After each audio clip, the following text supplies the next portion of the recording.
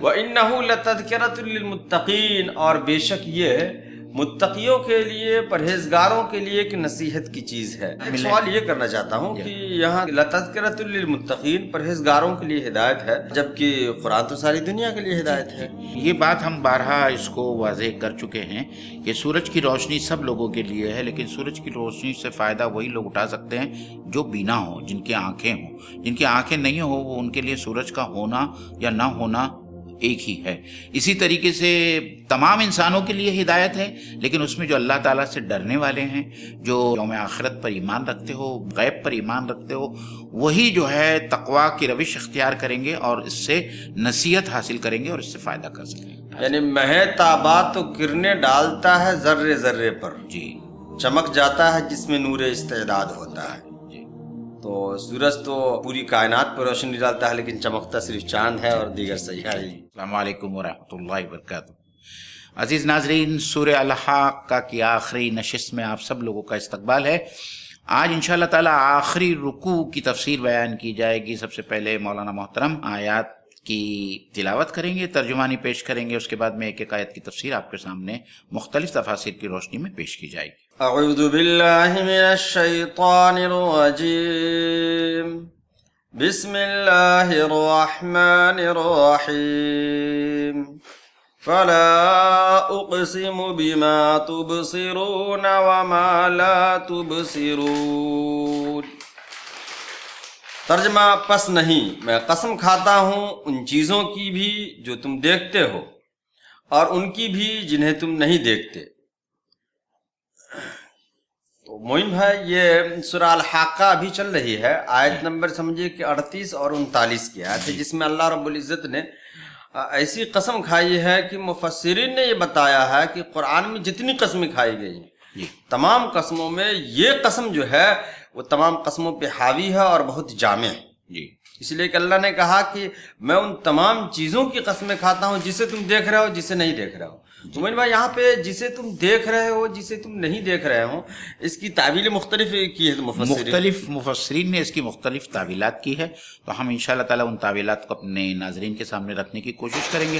اس سے پہلے قرآن مجید کے ایک اور اسلوب کے بارے میں ہم لوگ کہنا چاہیں گے، اور وہ یہ ہے کہ یہاں جو لا لایا گیا ہے یہ لام زائد نہیں ہے، جیسا کہ کچھ مفسرین یا اہل علم نے لیا ہے، یہ لام نافیہ ہے، جس کی معنی یہ ہے کہ مخاطب کا جو سمجھ ہے یا ان کا جو فہم ہے یا ان کے درمیان جو عقیدہ ہے، اس کی تردید کرنے کے لیے اللہ تعالیٰ جو ہے لا سے بات شروع کرتا ہے، کہ اللہ تعالیٰ اس عقیدے کی تردید کر رہا ہے مخاطبین کے آخرت کے تعلق سے، کہ وہ آخرت پر یقین نہیں رکھتے، تو اللہ تعالیٰ کہہ رہا ہے کہ نہیں، تمہارا یہ کہنا غلط ہے، اور میں اس کے لیے شہادت میں وہ تمام چیزیں پیش کر رہا ہوں جن کو تم دیکھ پا رہے ہو یا تم کو دیکھتے ہو، اور جن کو تم دیکھ نہیں پا رہے ہو۔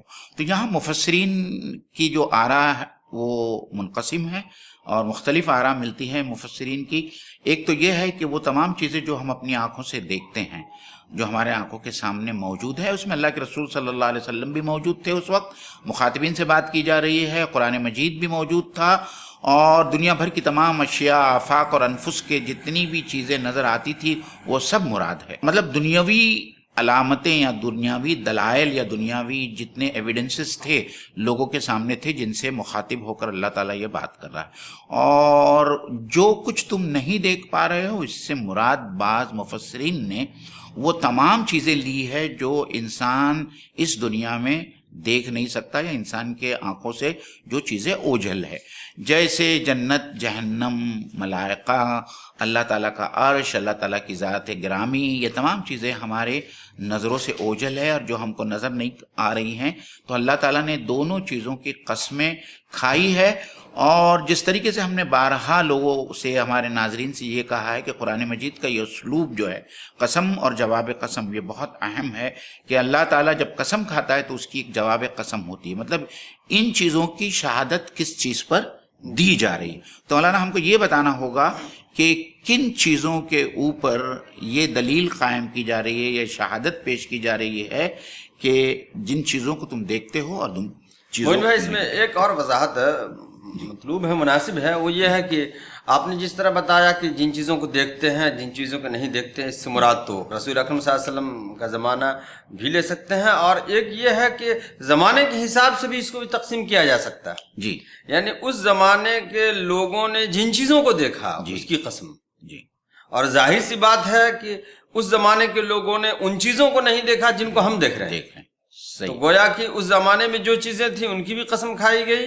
جی اور اس زمانے میں جو چیزیں ہیں جی۔ ترقی یافتہ زمانے میں ان کی بھی قسم کھائی گئی۔ اور مولانا آپ نے ایک بڑا اچھا نقطہ لایا، اس میں مزید وضاحت یہ بھی کی جا سکتی ہے کہ چونکہ قریش اور کفار مکہ اللہ کے رسول صلی اللہ علیہ وسلم کی رسالت کے علاوہ آخرت کے منکر تھے، تو اللہ تعالیٰ ان سے جو بات کہہ رہا ہے، جو آپ نے یہ بات کہی کہ بارہا انہوں نے ان تمام قوموں کی تاریخ کو سنا اپنی کانوں سے، اور ان کی تباہ شدہ بستیوں کو اپنی آنکھوں سے دیکھا کہ کس طریقے سے آخرت کا انکار کرنے والے اور رسولوں کا انکار کرنے والوں کے ساتھ میں کیا معاملہ پیش آیا، اور کس طریقے سے وہ عذاب کا شکار ہوئے۔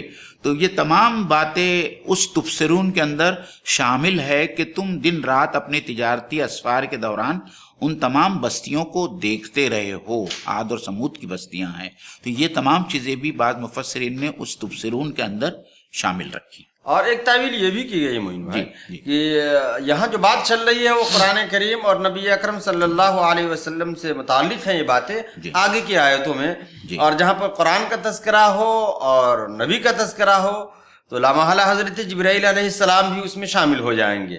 تو مفسرین نے یہ بھی کہا کہ بما تبصرون، جو کچھ تم دیکھتے ہو اس کی قسم میں کھاتا ہوں، اس سے مراد نبی اکرم صلی اللہ علیہ وسلم کی ذات مبارک اور قرآن کریم، اور بما لا تبصرون سے مراد حضرت جبرائیل علیہ السلام ہے۔ تو کچھ مفسرین نے یہ بھی نقطہ نکالا جو بہرحال دل کو لگتی ہوئی بات ہے کہ یہ بھی مراد ہو سکتی ہے یہ بات۔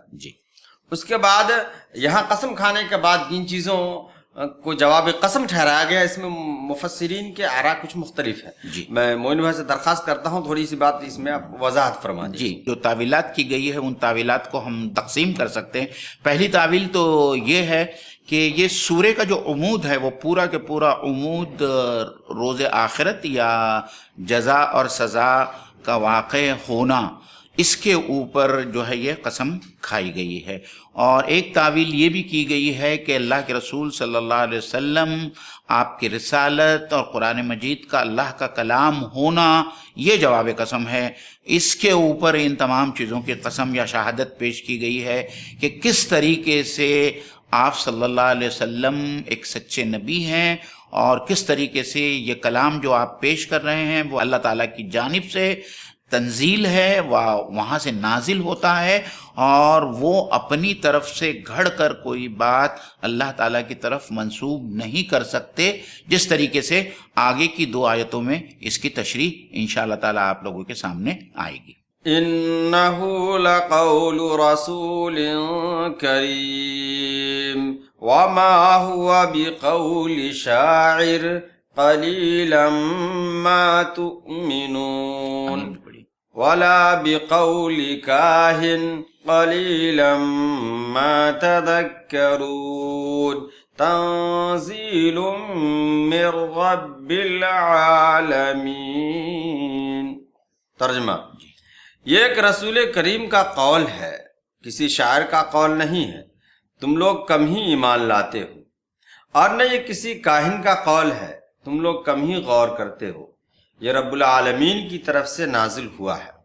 بہت خوب مولانا، اس جو 3 یا 4 آیتیں ہیں، ان آیتوں کے نزول کے بارے میں ایک بہت ہی خوبصورت واقعہ حضرت عمر رضی اللہ تعالی عنہ کا مختلف تفاسیر کے اندر منقول ہے، اور میں سمجھتا ہوں کہ ہمارے ناظرین کو سننا بہت ضروری ہے۔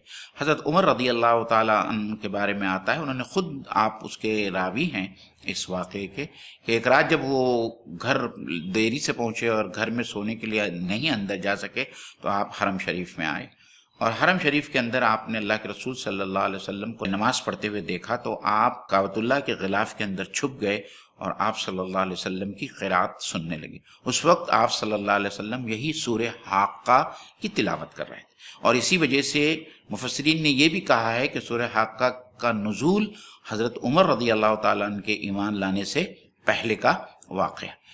तो जब हज़रत उमर रदी अल्लाह ताला अन्हु ने जब अल्लाह के रसूल सल्लल्लाहु अलैहि वसल्लम के ज़बानी ये आयतें सुनी तो आप मशहूर होकर रह गए कि किस कदर उम्दा कलाम है और क्या बयानिया है उसका, और कितना फसीह और बलीग कलाम है।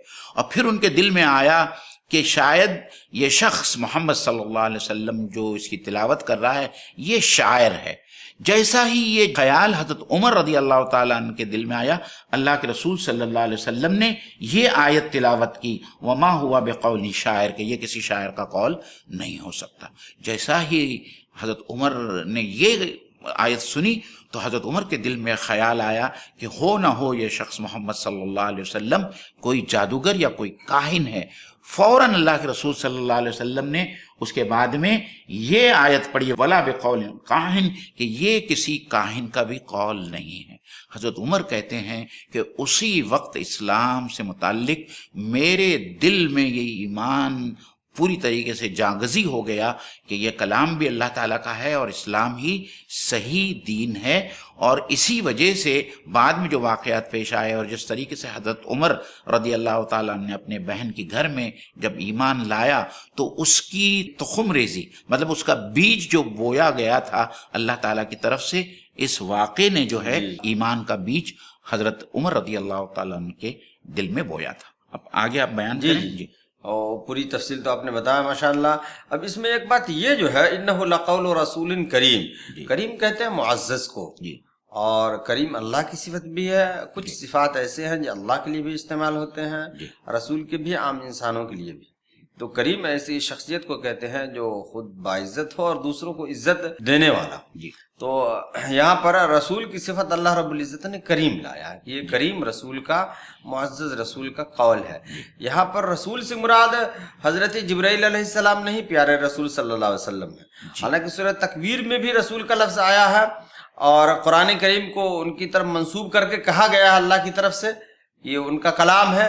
तो सूरह तकवीर आयत नंबर 19 पे, 19 है 40 है, आयत नंबर 19 पे ये बात आई है। तो वहां पर जिब्राइल अलैहिस्सलाम मुराद है और यहाँ पर प्यारे रसूल सल्लल्लाहु अलैहि वसल्लम मुराद है। बाज़ लोगों जो एतराज करने वाले हैं उनकी तरफ से ये बात आती है कि इस कुरान में ये कहा गया कि ये रसूल का कौल है, और ये बात तो उस वक्त कुफार भी कहा करते थे कि ये खुद बना करके लाते हैं या एक आजमी शख्स इनको सिखाता है, ये खुदा का कलाम नहीं है।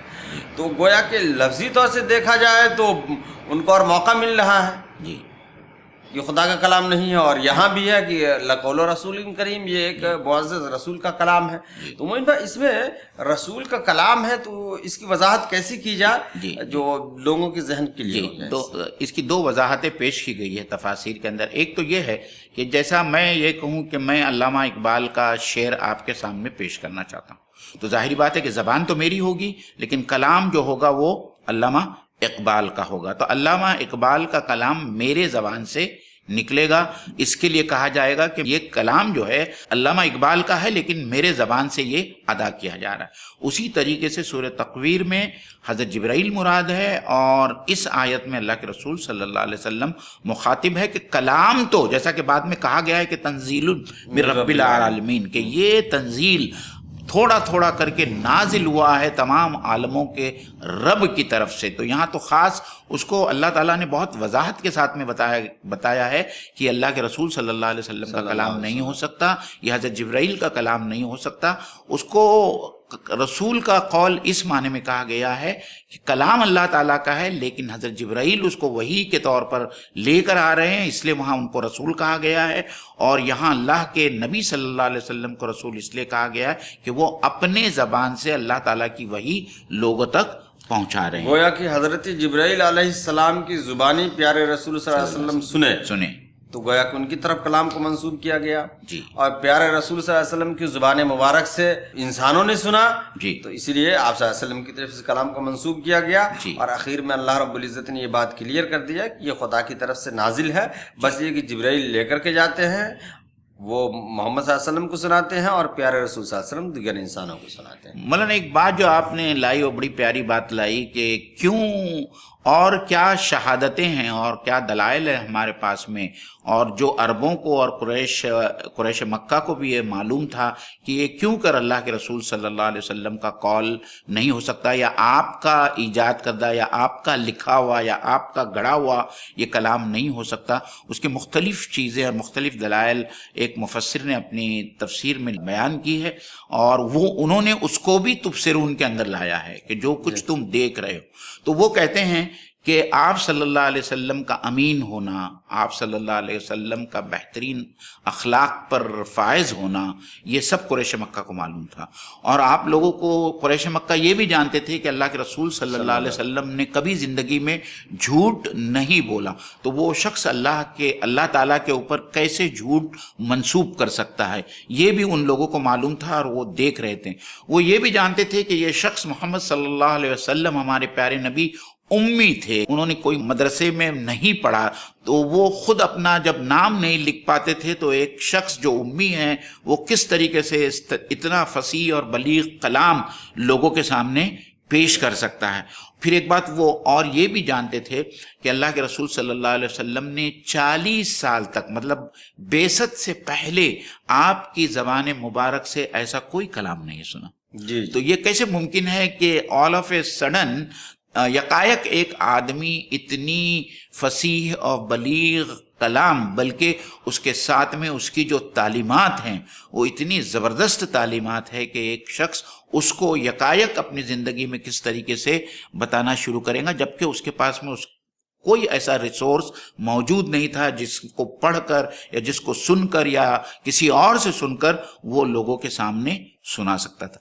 یہ تمام باتیں تبصرون کے اندر لائی گئی ہے کہ قریش مکہ ان تمام باتوں سے واقف تھے، اور اتنے سارے دلائل ہونے کے بعد میں ان کا یہ کہنا کہ رسول اللہ صلی اللہ علیہ وسلم نعوذ باللہ من ذالک کوئی شاعر تھے یا آپ کوئی کاہن تھے، یہ تمام باتیں اس بات پر دلالت کرتی ہے کہ ان کا یہ قول یا ان کا یہ ماننا یا ان کا عقیدہ جو ہے وہ مطلق غلط اور غیر صحیح تھا۔ اور اس دور میں بھی اس بات کو ایک دم کلیئر سمجھا جا سکتا ہے کہ قرآن کی آیتوں کو دیکھ لیں اور جو احادیث محدثین نے اکٹھا کیا ان کو دیکھ لیں، دونوں کے آہنگ میں اور الفاظ میں زمین و آسمان کا فرق ہے۔ جن باتوں کو نبی اکرم صلی اللہ علیہ وسلم کی طرف منسوب کی جاتی ہے، جن کو احادیث ہم کہتے ہیں، اور جن باتوں کو اللہ کی طرف منسوب کی جاتی ہیں، دونوں میں بہت فرق ہے۔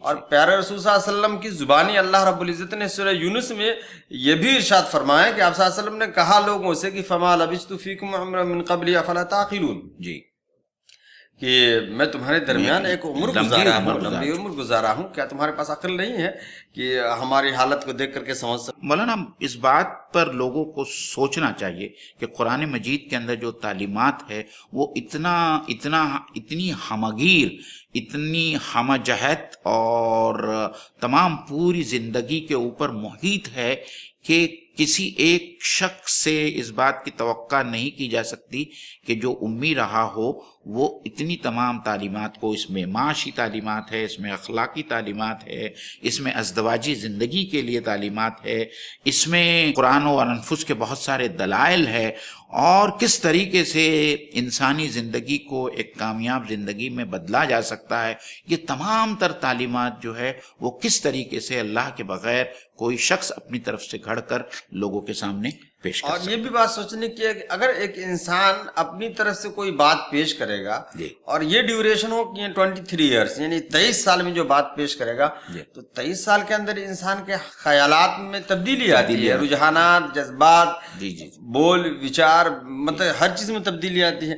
لیکن قرآن کا جو آہنگ شروع ہوا شروع سے لے کر کے آخر تک وہی ہے۔ کسی انسان کی یہ بات ہوتی تو کوئی انسان آج کوئی اور خیال رکھتا ہے، 4 سال کے بعد اس کے خیالات بدل سکتے ہیں، 10 سال کے بعد اور خیالات بدل سکتے ہیں۔ اور مولانا اسی لیے اللہ تعالیٰ نے جو چیلنج آج سے 1500 سال پہلے بنی نوع انسان کے سامنے رکھا ہے، تمام انسانوں کے سامنے رکھا ہے کہ اگر تم کو اس بات میں شک ہے کہ یہ کلام ہمارا نہیں ہے، اللہ کا نہیں ہے، تو اس کے جیسے اس قرآن مجید میں جو صورتیں ہیں اس میں سے کسی ایک صورت کے جیسی کوئی صورت بنا کر لے آؤ۔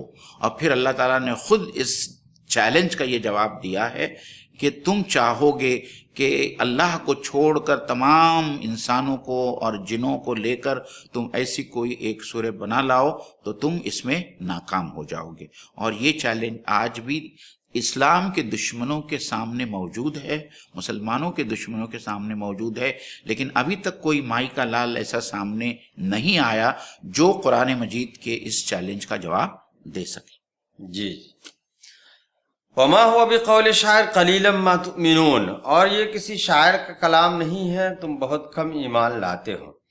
تو گویا کہ نبی اکرم صلی اللہ علیہ وسلم کے زمانے میں اور اس سے پہلے بھی شعراء ایسی باتیں پیش کیا کرتے تھے جن کو سن کر کے لوگ حیرت اور تعجب میں پڑ جاتے تھے. جی. بلکہ رسول اکرم صلی اللہ علیہ وسلم جب طائف سے واپس آئے تو واپس آنے کے بعد مکے میں پھر سے جب آپ صلی اللہ علیہ وسلم نے دین کا کام شروع کیا تو ایک موقع سے، حج کے موقع سے، کئی لوگوں سے، ایک تو قبائل سے بھی آپ صلی اللہ علیہ وسلم ملاقات کرتے تھے اور کئی لوگوں سے انفرادی طور پہ آپ ملاقات کی، جس میں ابن ایاس ہیں، طفیل دوسی ہیں، اور اس طریقے سے 4-5 لوگوں کا تذکرہ سیرت نگاروں نے کیا ہے. تو ایک مرتبہ آپ صلی اللہ علیہ وسلم نے ایک شاعر سے، اور ایسے شاعر تھے جس کے قبیلے والوں نے ان کا نام بلکہ خطاب کامل کا دیا تھا، بہت اچھے شاعر تھے وہ. آپ صلی اللہ علیہ وسلم ملاقات کیے تو انہوں نے آپ صلی اللہ علیہ وسلم نے کلام سنایا، تو اس نے کہا کہ میرا بھی کلام سن لے. اس نے بھی اپنا شعر سنایا. تو آپ صلی اللہ علیہ وسلم نے کہا کہ لیکن تمہارا کلام گرچہ بہتر ہے، تم بہت اچھی بات پیش کر رہے ہو، لیکن یہ جو میں نے پیش کیا ہے یہ اللہ کا کلام ہے اور تم سے بہتر ہے. اور اس شاعر نے اس بات کو قبول کیا. جی. جی. اور پھر وہ ایمان لایا. جی. یہ سمجھیے کہ طائف سے واپسی کے بعد کا واقعہ ہے. تو آپ صلی اللہ علیہ وسلم طائف سے واپسی کے بعد جو ایسے لوگوں سے ملا کرتے تھے جو فصیح و بلیغ سمجھے جاتے تھے. جی. جی. جی. اور مولانا شاعری ایام جاہلیت کا طرۂ امتیاز تھا. جی. جی. اور وہ ایام جاہلیت کے شعراء پر بہت ناز کرتے تھے، اور بعض شعراء تو اس مقام پہ فائز تھے کہ ان کے اشعار کو لکھ کر خانہ کعبہ پر لٹکا دیا جاتا تھا. جس کے اندر حضرت لبید رضی اللہ تعالیٰ عنہ بھی تھے جو بہت مشہور تھے. اور جب وہ ایمان لائے اور قرآن مجید کو سنا انہوں نے تو انہوں نے اشعار لکھنا بند کر دیا. تو کچھ لوگوں نے پوچھا بھی کہ اے لبید تم نے شاعری کیوں بند کر دی؟ تو ان کا بڑا پیارا جواب تھا، بعد القرآن، کیا قرآن کے آنے کے بعد میں بھی اشعار کہنا یا لکھنا ممکن ہے؟ مطلب اس کے بعد سے انہوں نے شاعری بھی چھوڑ دی. تو ہم اس بات سے سمجھ سکتے ہیں، آپ نے جو مثالیں دی اور حضرت لبید رضی اللہ تعالیٰ عنہ کی جو مثال ہے کہ قرآن مجید کا جو کلام ہے اس کی فصاحت، بلاغت، شیرینی، روانی اور اس کی تعلیمات کا کیا مقام ہے کہ دنیا کا کوئی شخص اس کا بدل نہیں لا سکتا، ایک سورے کا بدل نہیں لا سکتا. آیت کے اگلے حصے میں دیکھیے، اسی آیت میں قلیلا ما تؤمنون، اس کا ترجمہ یہ ہے کہ تم لوگ کم ہی ایمان لاتے ہو. جی. لیکن کبھی کبھی ایسا ہوتا ہے نا کہ قلیل اگر کسی صفت کے ساتھ لا دی جائے تو اس میں مکمل نفی ہو جاتی ہے. جیسے کہ عربی ادب میں کہیں اگر یہ لفظ آ جائے قلیل الادب، ہوا قلیل الادب، تو اس کا مطلب ہوا وہ بے ادب ہے. بے ادب. ہاں. قلیل صرف قلت کی معنی میں نہیں آتا بلکہ اس کی نفی کی جاتی.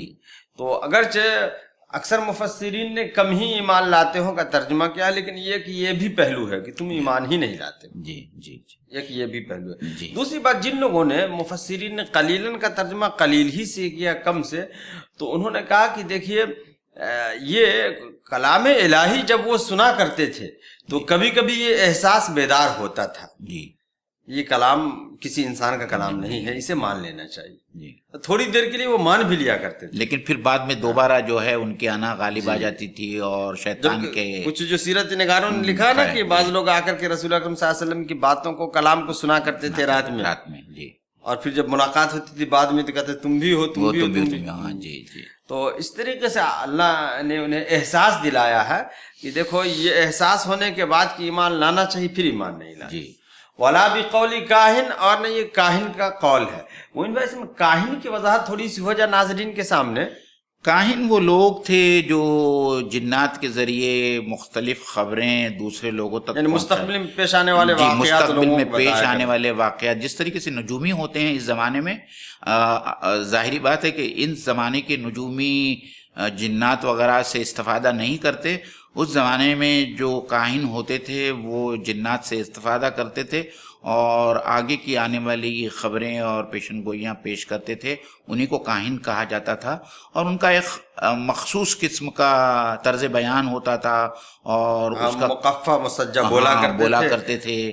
تو اس سے مراد وہی لی گئی کہ یہ کاہن بھی نہیں ہو سکتے ہیں یا جادوگر بھی نہیں ہو سکتے ہیں جو مستقبل کی خبریں پیش کر رہی ہیں، کیونکہ آپ صلی اللہ علیہ وسلم جو اللہ کا کلام پیش کرتے تھے اس کا کنٹینٹ ایک دم الگ تھا اور کاہنوں کا کنٹینٹ ایک دم الگ ہوتا ہے. اور پھر جیسا ہی حضرت عمر رضی اللہ تعالیٰ عنہ کے دل میں یہ بات آئی، اللہ تعالیٰ نے اس کی فوراً نفی کر دی. مطلب حضرت عمر کو یہ احساس ہو گیا کہ یہ جس ہستی کا کلام ہے وہ اس وقت میرے دل میں جو جو چیزیں گزر رہی ہے، جو جو خیالات میرے دل میں آ رہے ہیں وہ اس کا جواب دے رہے ہیں. جی یہی بات جو ہے بہت خوبصورت انداز میں ایک انگریزی مفکر ہے جیفری لینگ نے پیش کیا ہے، جو ایمان لانے کے بعد میں اسٹرگلنگ ٹو سرنڈر نام کی اس کی جو کتاب ہے اس کے اندر اس نے یہ لکھا ہے کہ جیسے جیسے میں قرآن پڑھنے لگا اور جیسے جیسے میرے قرآن سے متعلق میرے ذہن میں سوالات آنے لگے، مجھے ان سوالات کے جواب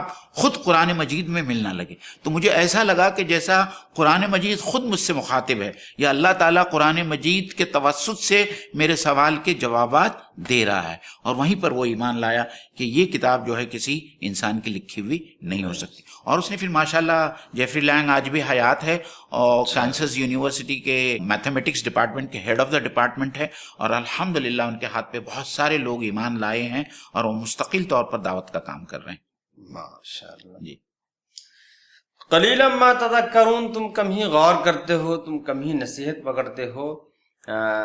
سمجھیے کہ آیت کا اختتام ہوا، اس میں اللہ رب العزت نے تمام انسانوں سے اور خصوصاً ان لوگوں سے جو اس وقت نزول قرآن کے وقت موجود تھے، ان سے اللہ رب العزت نے کہا کہ دیکھو نصیحت کی باتیں آتی ہے تو دل میں تو یہ ہوتا ہے کہ بات صحیح ہے، لیکن پھر نصیحت کی باتوں سے پھر جاتے ہو تم. اس کے بعد تنزیل من رب العالمین، یعنی 3 باتیں کہنے کے بعد کہ یہ رسول کا کلام ہے، یہ شاعر کا قول نہیں ہے، یہ کاہن کا قول نہیں ہے. اس کے بعد اللہ رب العزت نے سمجھے کہ ایک اسٹیمپ کے طور سے، مہر کے طور سے آپ سے اللہ نے بیان کر دیا یہ تنزیل من رب العالمین ہے، یہ اللہ کی طرف سے نازل کردہ کتاب ہے رب العالمین کی طرف سے. تو معین میں تھوڑی سی وضاحت یہ ہو جائے کہ حالانکہ منزل بھی یا دوسرے الفاظ بھی آ سکتے تھے، نازل بھی آ سکتا ہے. نزول اور تنزیل میں فرق یہ ہے، تھوڑی سی وضاحت. جی یہ تفعیل کے وزن پہ یہ آتا ہے اور اس کی معنی یہ ہوتی ہے نازل کرنا، مطلب یکمش کسی چیز کو مطلب وحی کے 5 آیتیں آ گئی تو وہ نازل ہو گئی. تنزیل کہتے ہیں کسی کتاب کا یا وحی کا مختلف دوران میں، مطلب تھوڑا تھوڑا کر کے اللہ کے رسول صلی اللہ علیہ وسلم کو وہی نازل ہوتی رہی اور یہ حالات کے اعتبار سے ہوتا رہا. اس لیے پورے قرآن مجید کو تنزیل کے نام سے بھی جانا جاتا ہے. جیسی ضرورت تھی اس طریقے سے اللہ تعالیٰ نے اپنے نبی کو ہدایتیں بھیجیں. کبھی کبھی کچھ لوگوں نے سوالات بھی کیا تو اللہ کے رسول صلی اللہ علیہ وسلم نے جو ہے اللہ کی طرف رجوع ہوئے تو اللہ تعالیٰ نے ان سوالات کے جوابات بھی دیے. یہ ہم نے سورہ کہف وغیرہ کے معاملے میں بھی ہم نے پڑھا ہے یہ سب. اور اس میں لنثبت بہ فؤادک، جی یعنی آپ کی تسلی کے لیے بھی، جی اور آپ کے دل کو اور زیادہ مضبوط کرنے کے لیے کہ تھوڑی تھوڑی دنوں کے بعد میں، تھوڑے تھوڑے دیر کے بعد میں، جب ظاہری بات ہے کہ آپ رسول صلی اللہ علیہ وسلم کے دل پر جب وحی اترتی ہوگی تو آپ کی کیا حالت ہوتی ہوگی اور آپ کے ایمان کی اور کیا کتنا تقوی حاصل ہوتا ہوگا. اور دوسری بات یہ بھی ہے کہ پھر آپ کو یاد رکھنے میں بھی آسانی ہوتی تھی اور یہاں جو الفاظ استعمال کیے گئے ہیں اس سے جو ہے اللہ تعالیٰ، اللہ کے رسول کا اللہ تعالیٰ سے کنٹینیوسلی جو رابطہ تھا، ربط تھا، وہ قائم تھا. اور ایک بات یہ بھی سمجھ میں آتی ہے کہ جب انسان کے اوپر احوال آتے ہیں یا مصیبتیں یا پریشانیاں آتی ہیں یا کوئی بھی مسئلہ درپیش ہو اور بر وقت اس کو تسلی دینے والا کوئی مل جائے تو پھر اس کی کیفیت ہی کچھ اور ہوتی کچھ ہے. کیفیت ہی اور کون ہے تسلی دینے والا؟ رب العالمین ہے، جو سارے جہاں کا رب ہے. اور آپ نے بہت اچھی بات کہی. اس سلسلے میں ناظرین اس بات کو بھی سمجھ لیں کہ پہلے وحی اور دوسرے وحی کے درمیان جو فترت وحی کا جو زمانہ ہے، جس میں بہت عرصے تک اللہ کے رسول صلی اللہ علیہ وسلم کو وحی نہیں آئی، تو آپ اتنا پریشان ہو گئے کہ ایک مرتبہ تو سیرت کی کتابوں میں آتا ہے کہ آپ ایک پہاڑ کے چوٹی پر چلے گئے.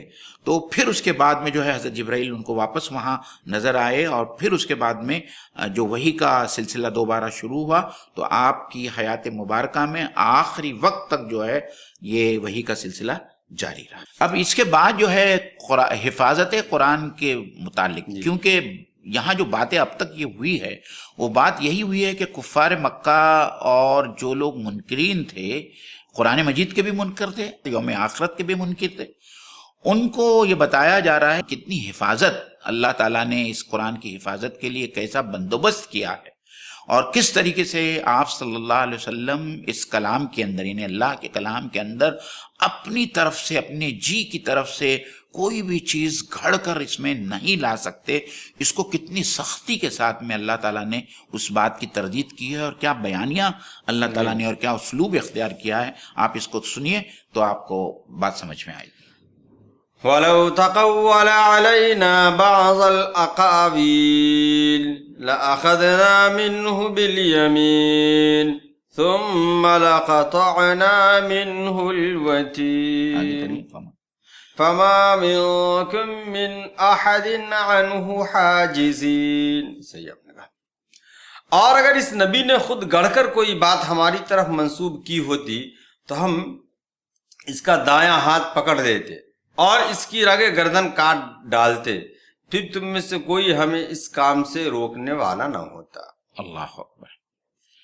دیکھیے ناظرین، کتنے سخت الفاظ میں اللہ تعالیٰ نے اس بات کو تمام انسانوں تک پہنچایا ہے.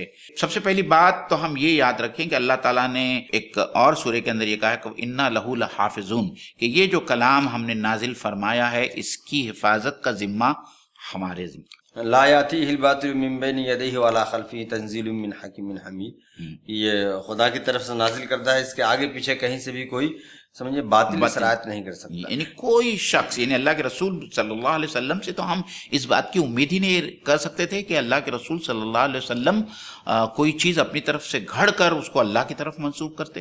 لیکن اللہ تعالیٰ نے یہاں جو اسلوب اختیار کیا ہے، جس طریقے سے اللہ تعالیٰ نے بات سمجھانے کی کوشش کی ہے کہ کوئی رسول اپنی طرف سے کوئی بات گھڑ کر اللہ کی طرف منسوب نہیں کر سکتا. اگر وہ کرتا تو اللہ تعالیٰ فرماتے ہیں کہ میں اپنے رسول کی شہرت جو ہے کاٹ دیتا، اور پھر کوئی اس کام سے مجھے روکنے والا نہیں ہوتا. یعنی کوئی بھی جو ہے ہمارے نبی کو ہم سے نہیں، یعنی جو گرفت اللہ تعالیٰ نے یہاں کی ہے، یا اللہ تعالیٰ نے جو بتانا ہے، مطلب یہاں کلام میں الہی ہونے کی سمجھیے کہ ایک بڑی دلیل یہ بھی ہے کہ رسول اللہ صلی اللہ علیہ وسلم نے اپنے خلاف، یہ تو بظاہر یہ ہے نا، جی جی جی جی جی جی جی بالکل اپنے خلاف جو آیتیں بظاہر لگ رہی ہیں دیکھنے میں وہ بھی بیان کی. جی جی. اور یہ یہاں جو ولو کا جو لفظ لایا گیا ہے مولانا، یہ اگرچہ اللہ تعالیٰ نے یہ کہا کہ اگر یہ ہمارا رسول اپنی طرف سے کوئی بات گڑھ کے ہماری طرف منسوب کر کے پیش کرتا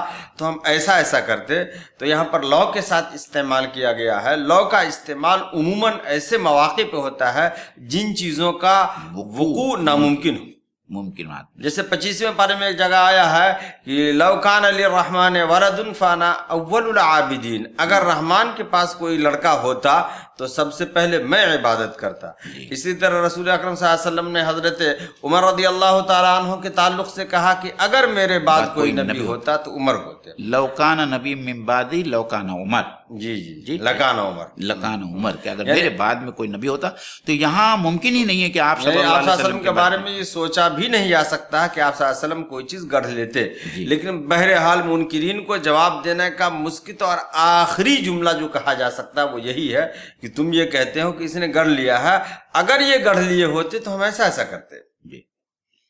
تو اس میں تقول علینا بعض الاقاویل لأخذنا منه بالیمین. تھوڑی سی ایک بات اس میں مومن بھائی یہ آ جائے ناظرین کے سامنے کہ اس سے آپ صلی اللہ علیہ وسلم نے کہا کہ میرے بعد تقریباً 30 لوگ ایسے پیدا ہوں گے جو نبوت کا دعویٰ کریں گے.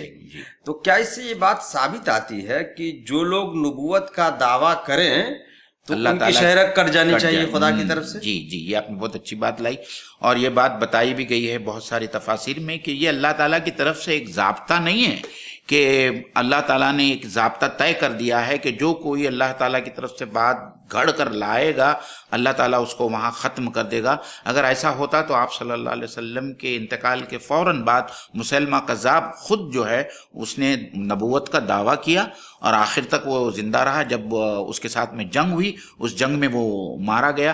تو یہ ضابطہ صرف نبیوں سے متعلق ہے، یعنی جو اللہ تعالیٰ کی طرف سے متعین یا اللہ تعالیٰ نے جن کو مبعوث کیا ہے ان کے متعلق یہ ضابطہ بیان کیا جا رہا ہے کہ وہ اللہ تعالیٰ کی طرف سے کوئی بھی بات گھڑ کر اللہ تعالیٰ کی طرف منسوب نہیں کر سکتے. یہ چیز، یہ ضابطہ دوسرے لوگوں کے لیے نہیں ہے، کیونکہ ہم دیکھتے ہیں کہ آج کے زمانے میں بھی مسلمہ کذاب کے بعد میں بھی بہت سارے لوگوں نے نبوت کا دعویٰ کیا اور ان کے ساتھ میں ایسی کوئی بات نہیں ہوئی کہ اللہ تعالیٰ نے ان کے شہرت کاٹی ہو. تو میں ناظرین سے یہ کہوں گا کہ اس بات کی غلط فہمی میں ہمیں نہیں آنا چاہیے کہ اگر کوئی یہ کہے کہ اللہ نے خود کہا ہے کہ اگر کوئی اللہ کی طرف غلط بات منسوب کرے اور نبی ہونے کے بعد تو اللہ تعالیٰ اس کی شہرت کاٹ دے گا.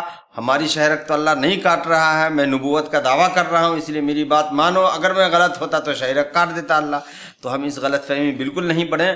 سیدھی سی بات یہ ہے کہ جو مبعوث ہوتا ہے اور جو سمجھیے کہ نمائندہ ہوتا ہے وہ اگر غلطی کرے تو اس کی گرفت ہو. اس کے اگزامپل مثال کے طور پہ اس طرح سمجھ سکتے ہیں کہ اگر کوئی بادشاہ کا نمائندہ ہو اور بادشاہ نے جو احکامات دیے ہیں اس کے علاوہ کچھ احکامات وہ اپنی طرف سے شامل کر دے، جوڑ توڑ کر کے شامل کرے، اور بادشاہ کو یہ خبر ہو کہ ہم نے جو بتایا تھا اس کے علاوہ دوسری چیزیں بھی لوگوں سے یہ منوانے کی کوشش کر رہا ہے یا احکامات کے طور پہ جاری کر رہا ہے، تو بادشاہ تو بہرحال اس کی خبر لے گا.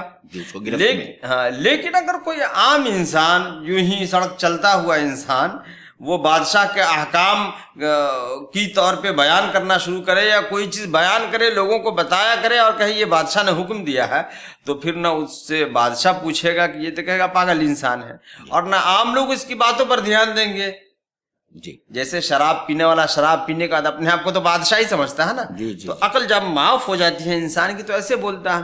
تو جو نمائندہ ہوتا ہے وہ بادشاہ کی باتوں کے ساتھ اپنی باتیں شامل کر کے پیش کرے، وہ قابل گرفت ہے. تو جو حقیقتاً مبعوث ہوتے ہیں، انبیاء ہوتے ہیں، وہ اللہ کی باتوں میں اپنی باتوں کا اضافہ کر کے نہیں پیش کر سکتے. دیگر جو جھوٹے اور مدعیان نبوت ہے وہ اگر اللہ کی طرف منسوخ کر کے وہ پیش کرتا ہے تو اس کا حساب کتاب اللہ تعالیٰ لیں گے، لیکن اس کے لیے دلیل نہیں ہے کہ وہ نبی ہو جائے. بالکل. اس کا اللہ اخذنا منہم بالیمین. معین بھائی میں یہ درخواست کروں گا آپ سے کہ بالیمین، یمین تو کہتے ہیں دائیں ہاتھ کو، یمین کے تعلق سے مفسرین کے کچھ آراء اس میں ہیں. یا مفسرین کی 3 آراء ہم کو ملتی ہے مولانا. ایک تو یہ کہ اس میں انہوں نے یہ کہا ہے کہ اللہ تعالیٰ اپنے دائیں ہاتھ سے شہرک کو کاٹیں گے. ایک یہ بھی ہے کہ اللہ تعالیٰ نبی کا ہاتھ، داہنا ہاتھ پکڑ کر جو ہے شہرک کو کاٹیں گے. اور یمین سے مراد طاقت بھی لی جاتی ہے، تو اللہ تعالیٰ طاقت کے ساتھ میں یا اللہ تعالیٰ کا جو اقتدار یا اللہ تعالیٰ کی جو طاقت ہے اس طاقت کے استعمال کے ساتھ میں اللہ تعالیٰ شہرک کو کاٹے گا. تو یہ تینوں باتیں جو ہے مفسرین کی ہم کو تفسیروں میں ملتی ہے. یعنی داہنے ہاتھ کے لیے یمین کا لفظ استعمال ہوا ہے. عموماً انسان جب کوئی کام کرتا ہے جس میں زور لگانے کی ضرورت ہوتی ہے تو داہنا ہاتھ استعمال کرتا ہے، اس لیے اسے زور کے معنی میں بھی لیا گیا ہے. فما منکم من احد عنہ حاجزین، تو پھر تم میں سے کوئی اسے بچانے والا نہیں ہوتا.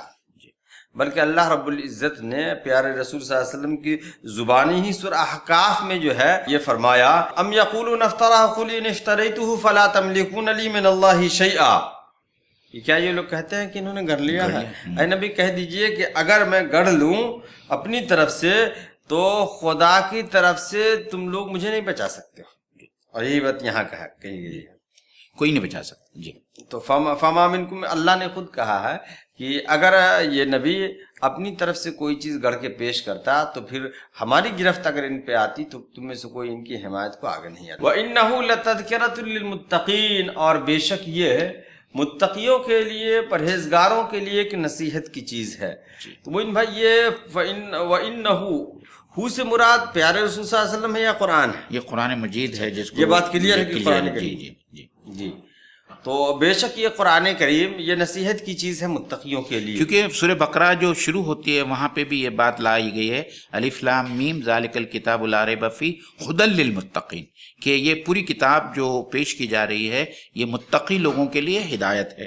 تو یہاں بھی ہدایت کو تذکرے میں جو ہے ہدایت بھی شامل ہے. میں ایک سوال یہ کرنا چاہتا ہوں کہ یہاں تذکرۃ للمتقین پرہیزگاروں کے لیے ہدایت ہے، جبکہ قرآن تو ساری دنیا کے لیے ہدایت ہے. تو یہ بات ہم بارہا اس کو واضح کر چکے ہیں کہ سورج کی روشنی سب لوگوں کے لیے ہے، لیکن سورج کی روشنی سے فائدہ وہی لوگ اٹھا سکتے ہیں جو بینا ہوں، جن کی آنکھیں ہوں. جن کی آنکھیں نہیں ہوں وہ ان کے لیے سورج کا ہونا یا نہ ہونا ایک ہی ہے. اسی طریقے سے تمام انسانوں کے لیے ہدایت ہے، لیکن اس میں جو اللہ تعالیٰ سے ڈرنے والے ہیں، جو یوم آخرت پر ایمان رکھتے ہو، غیب پر ایمان رکھتے ہو، وہی جو ہے تقویٰ کی روش اختیار کریں گے اور اس سے نصیحت حاصل کریں گے اور اس سے فائدہ کر سکیں. یعنی مہ تابا تو کرنے ڈالتا ہے ذرے ذرے پر، جی چمک جاتا ہے جس میں نور استعداد ہوتا ہے. تو سورج تو دنیا کی پوری کائنات پر روشنی ڈالتا ہے، لیکن چمکتا صرف چاند ہے اور دیگر سیارے. جی جی وَإِنَّا لَنَعْلَمُ أَنَّ مِنكُم مُكَذِّبِينَ، اور بے شک ہم جانتے ہیں کہ تمہارے درمیان میں سے جھٹلانے والے. تو یہ خطاب اور یہ انداز بیان معین بھائی یہ سمجھیے کہ ایک تہدید ہے. یہ بالکل کہ بے شک ہم جانتے ہیں کہ تمہارے درمیان سے جھٹلانے والے ہیں. یعنی جب قرآن کا نزول ہو رہا تھا اس وقت تو اسے مانیں گے ہی. آج کے زمانے میں بھی بہت سارے لوگوں کو ہم اللہ کا کلام پیش کرتے ہیں، اور آج تو انفارمیشن ٹیکنالوجی کا زمانہ ہے.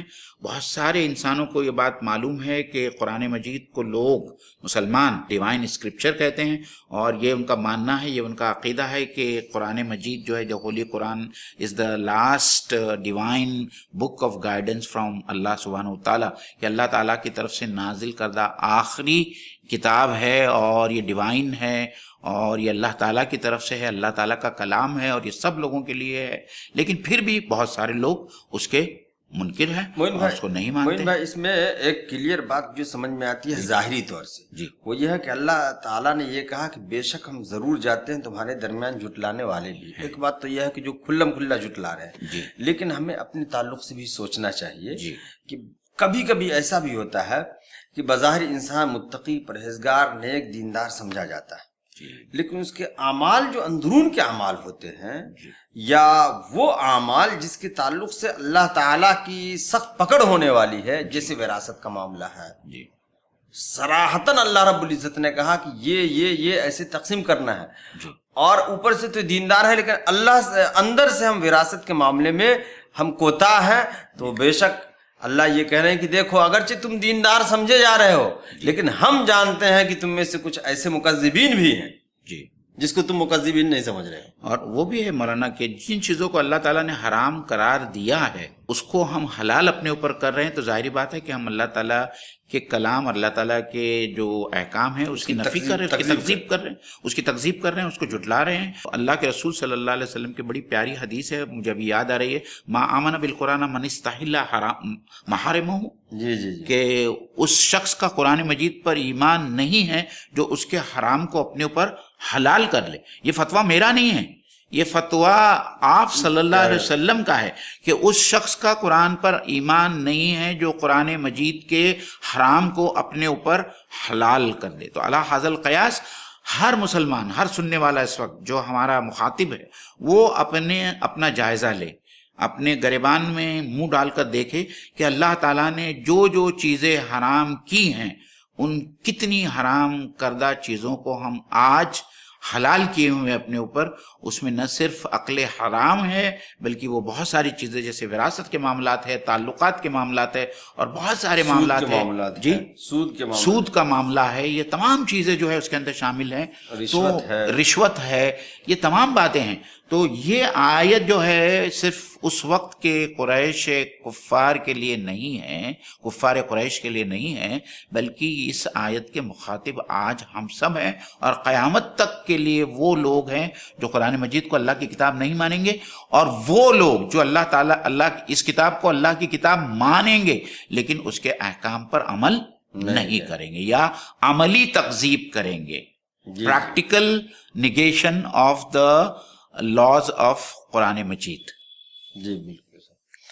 وَإِنَّهُ لَحَسْرَةٌ عَلَى الْكَافِرِينَ، اور ایسے کافروں کے لیے یقیناً موجب حسرت ہے۔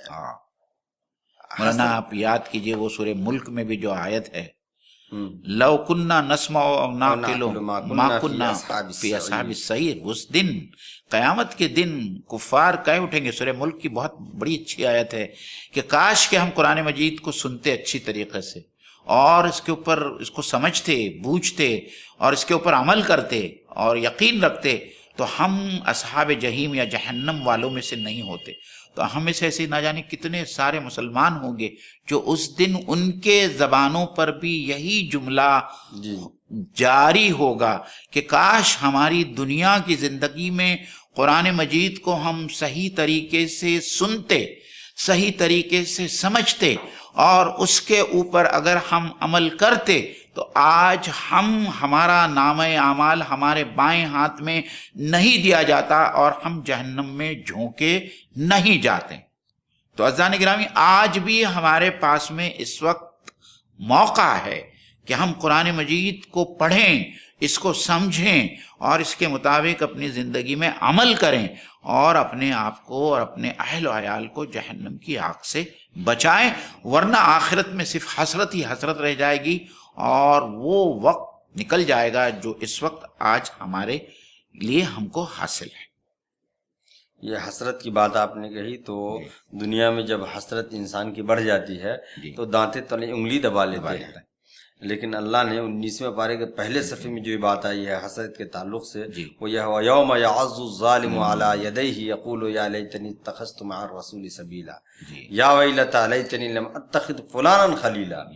یعنی حسرت و افسوس میں اس دن لوگ انگلی دانتوں کے نیچے ہی نہیں دبائیں گے بلکہ کلائیاں تک چبا جائیں گے اور وہ یہ کہیں گے کہ ہائے افسوس کاش کہ میں رسول کا راستہ اختیار کیا ہوتا، ہائے افسوس فلاں کو میں اپنا دوست نہیں بنایا ہوتا تو آج یہ میری درگت نہیں ہوتی۔ سورہ فرقان کی یہ آیات، سورہ فرقان کی آیت ہے۔ تو آج بھی موقع ہے ہمیں سنبھلنے کا۔ وَإِنَّهُ لَحَقُّ الْيَقِينَ، اور بے شک یہ حق یقین ہے، یعنی سچ باتیں ہیں، یہ قرآن ہی کے تعلق سے باتیں کہی جا رہی ہے۔ فَسَبِّحْ بِاسْمِ رَبِّكَ الْعَظِيمِ، تو اپنے عظیم رب کے نام کی تسبیح بیان کرو۔ یہ سورہ الحاقہ کا اختتامیہ ہے۔ میں معین بھائی سے درخواست کروں گا کہ اس میں کچھ وضاحت فرمائیں۔